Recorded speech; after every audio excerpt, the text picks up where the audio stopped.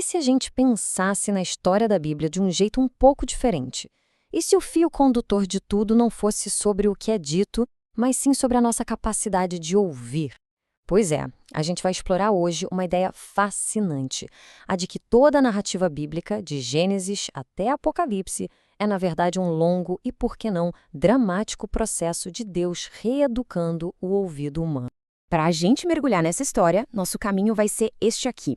A gente começa vendo como a escuta foi desenhada para ser, depois investigamos como essa habilidade se perdeu, e aí a gente acompanha todo o longo caminho para restaurar essa capacidade.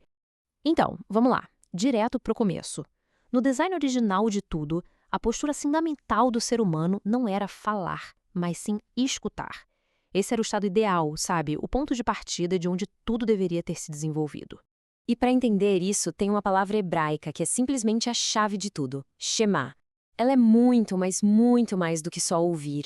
É uma ideia completa que junta três ações que não se separam. Primeiro, escutar o som. Segundo, entender de verdade o significado daquilo. E terceiro, que é crucial, responder com uma ação, com obediência. E isso nos leva a um princípio básico desse plano original. A fala humana, veja bem, não foi feita para ser a fonte do sentido. Ela foi criada para funcionar como um eco, para refletir uma realidade que já foi dita, que já foi estabelecida pela voz de Deus. Bom, mas a gente sabe que esse design perfeito foi interrompido. E o ponto mais importante aqui é que essa ruptura não começou na boca, não. Começou no ouvido. É exatamente aqui que a história toda dá uma virada bem dramática.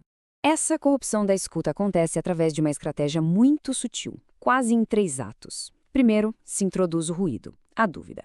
Será que foi isso mesmo que Deus disse? Depois vem a reinterpretação da palavra, mas agora isolada de quem a falou. E por fim, o golpe final. A confiança na própria percepção, na própria análise, em vez de confiar na voz que foi recebida. Foi um ataque cirúrgico, direto na capacidade de ouvir. E aqui está a grande mudança. A fonte da escuta muda de lugar, vai para dentro da pessoa. Em vez de a audição ser guiada pela comunhão, pela conexão, ela passa a ser filtrada pelo desejo. A pessoa não ouve mais para se conectar, mas sim para satisfazer a si mesma. O resultado dessa falha inicial na escuta, nossa, é devastador. É um efeito cascata. A comunicação se quebra, a responsabilidade se dilui, ninguém mais é dono do que faz e a comunidade, claro, se despedaça.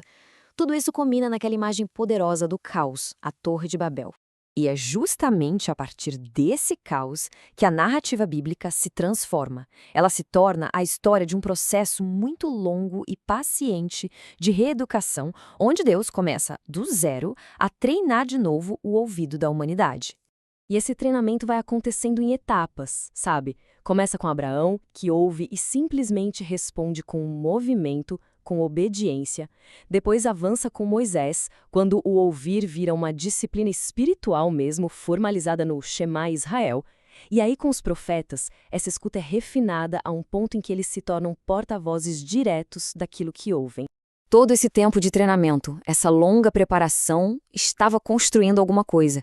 Estava apontando para um clímax, um momento em que a escuta seria perfeita e tudo seria restaurado. E esse clímax é Jesus. Ele é a personificação do Shema.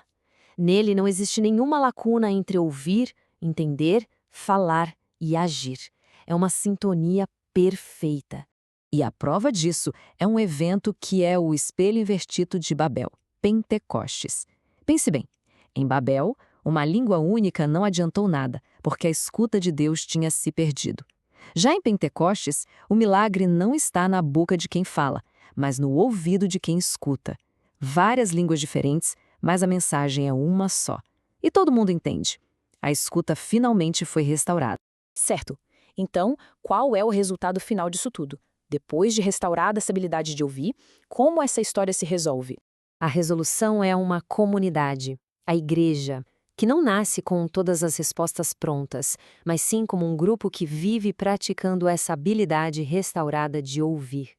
É um processo constante de discernir, de ajustar o foco. E a frase final da Bíblia, lá em Apocalipse, é como se fosse a formatura da humanidade. O Espírito e a noiva dizem vem.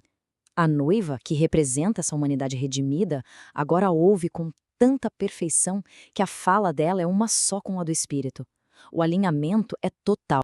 E isso tudo nos deixa com uma pergunta que é inevitável. Se a nossa fala é sempre um eco daquilo que a gente escuta, a questão fundamental é em qual voz, em qual frequência a gente está sintonizado hoje.